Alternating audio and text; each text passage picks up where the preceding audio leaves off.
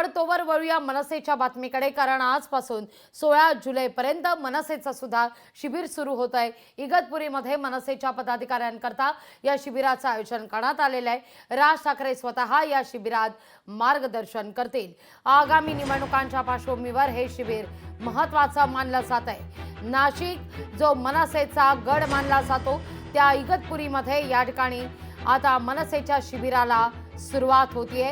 आजपासून पुढील 2 दिवस हे शिबिर सुरू असेल।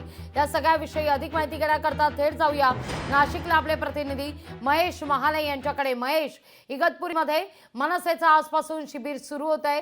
मनसेच्या शिबिरात कोणते प्रमुख मुद्दे असतील नाशिकच्या दृष्टीने आणि आगामी निवडणुकांच्या दृष्टीने?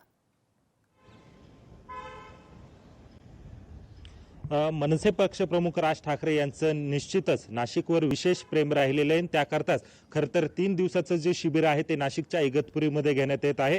या शिबिरामध्ये मनसेचे प्रमुख नेते, प्रदेश सरचिटणीस, जिल्हाध्यक्ष आणि महत्त्वाचे जे पदाधिकारी आहे त्यांनाच फक्त प्रवेश दिला जाणार आहे। खरं तर या शिबिराच्या माध्यमातून आगामी स्थानिक स्वराज्य संस्थेच्या निवडणुकींवर खरं तर राज ठाकरे आता पदाधिकाऱ्यांना काय मार्गदर्शन करतात हे देखील तितकंच बघणं महत्त्वाचं ठरणार आहे। तर दुसरीकडे जर बघितलं तर गेल्या काही दिवसांपासून उद्धव ठाकरे आणि राज ठाकरे यांच्या युतीच्या संदर्भात चर्चा आहे। यावर देखील विचारमंथन होणार आहे कार्यकर्त्यांकडनं आणि पदाधिकाऱ्यांकडनं आणि महत्त्वाच्या नेत्यांकडनं। राज ठाकरे हे जाणून घेणार आहे का आपण कशा पद्धतीने आता रणनीती आखली पाहिजे आणि त्याच दृष्टीने खरं तर हे 3 दिवसांचं जे शिबिर आहे हे करण्यात आलेलं आहे। नाशिकच्या इगतपुरीमध्ये हे शिबिर पार पडतंय, मात्र अत्यंत गोपनीयरित्या खरं तर या शिबिरामध्ये बैठका होणार आहे। माध्यमांना देखील या शिबिरामध्ये प्रवेश नसणार आहे। त्याच्यामुळे एकूणच आगामी निवडणुकींच्या संदर्भात राज ठाकरे पदाधिकाऱ्यांना काय मार्गदर्शन करता हे पाहणं महत्त्वाचं ठरणार आहे। आणि याची जी सुरुवात आहे ती नाशिकपासून केली जाते, कारण नाशिकनेच खरं तर राज ठाकरे यांना महानगरपालिकेची सत्ता दिलेली होती। 2009ला